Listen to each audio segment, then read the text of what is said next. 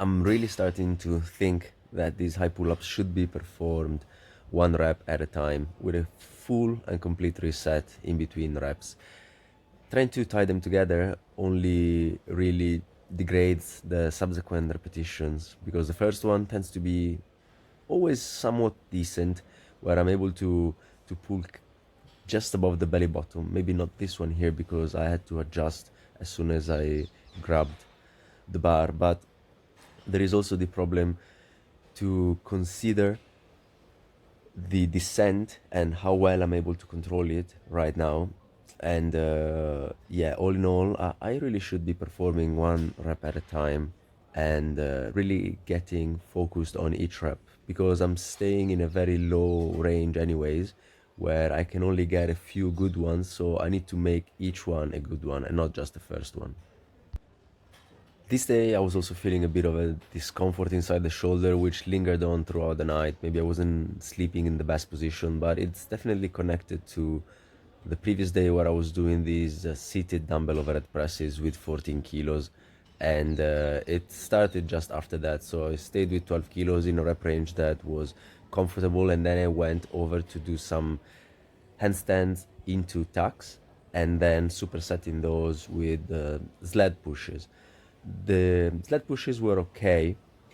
I ramped up with progressive weight onto 100 kilos and then I stayed there for a couple of sets. And I was doing the handstands before that because they're not really fatiguing, while the sled pushes kind of are. I was getting a few good repetitions in here. My aim right now is to go parallel thighs to the floor and maybe go back up. I was able to do that once, and in the second set, I had the good idea of resetting each rep, which is what I was talking about when the time for the high pull-ups came.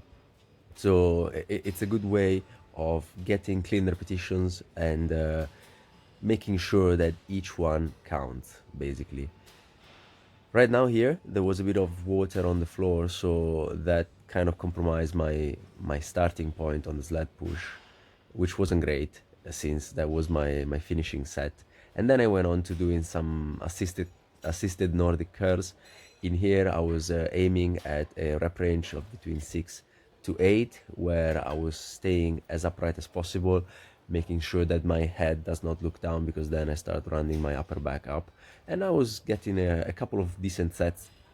I believe there was good engagement, uh, kind of teetering to the edge of pain as I noticed at the end of the set. So probably a rep range that I should still be exploring for the time being.